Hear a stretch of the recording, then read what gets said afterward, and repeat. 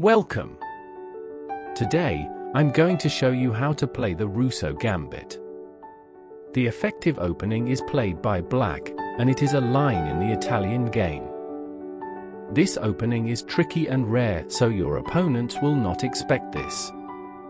So, without further ado, let's begin. The Rousseau Gambit is a line in the Italian game. So, after e4, e5, knight f3, knight c6 and bishop c4, we play pawn f5. Pawn f5 is only played by a handful of players. Anyways, after f5, white will most probably take the pawn as it isn't defended by anything. After they take the pawn, we push our e-pawn forward, attacking the knight. With no safe square to go to, the knight will retreat to g1.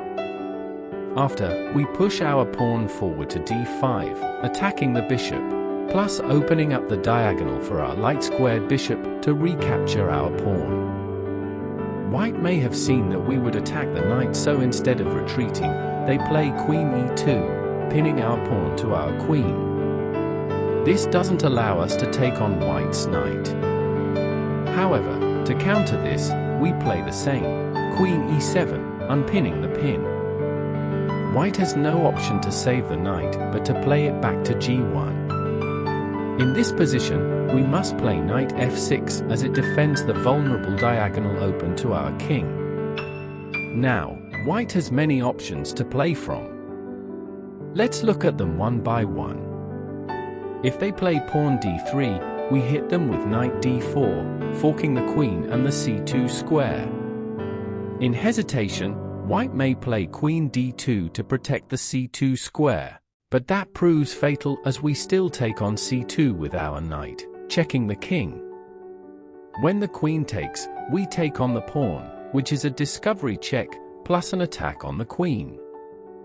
White moves the king and we take the queen. On the other hand, if instead of playing pawn d3, white develops their knight to c3, this may get a bit tricky.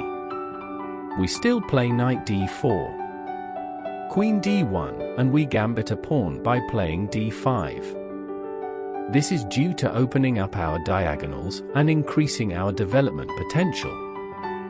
We can later take on the pawn with our light-squared bishop.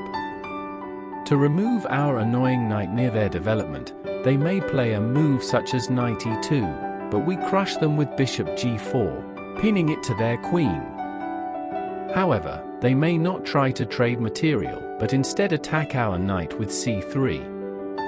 After c3, we play the brilliant knight f3 check.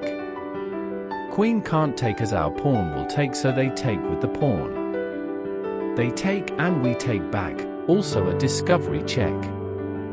If king f1, we play bishop d3 check, putting them in a tough position.